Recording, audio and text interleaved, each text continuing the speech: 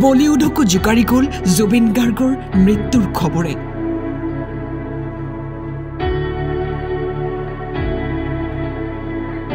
জুবিন গাৰ্গে বিদায় মাগিলে আমাৰ পৰা। অসমবাসীয়ে আজি হেৰুৱালে অসমৰ মুকুতা। জুবিন গাৰ্গৰ বহু সপোন হৈ গ'ল আধৰুৱা।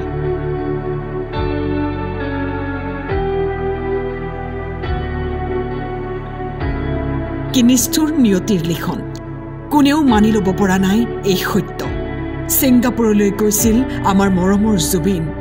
অন্তিমটো ভিডিঅ' কৰি জুবিন দাই সকলোকে নিমন্ত্ৰণ কৰিছিল নৰ্থ ইষ্ট ফেষ্টিভেললৈ, কিন্তু সকলোকে নিমন্ত্ৰণ জনাই নিজেই বিদায় মাগিলে।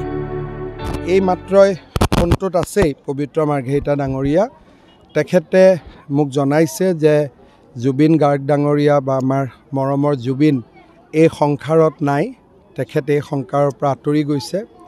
খুব মৰ্মান্তিক ঘটনা, মৰ্মান্তিক দুখদায়ক ঘটনা। আজি আমি বিজেপি দলে আজি গধূলিও আমি নিৰ্বাচনী প্ৰচাৰ নকৰোঁ। মই এতিয়া খালি গুমাত গৈ মানুহখিনিক নমস্কাৰ কৰি মই গুৱাহাটীলৈ তুৰন্ত উভতি যাম।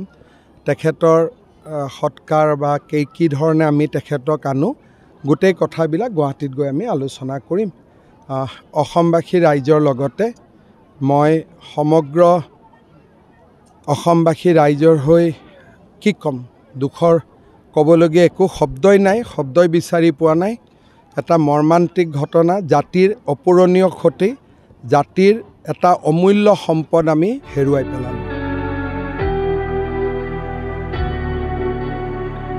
এয়া চাওক ছিংগাপুৰত জুবিন গাৰ্গৰ শেষৰ সময়খিনি।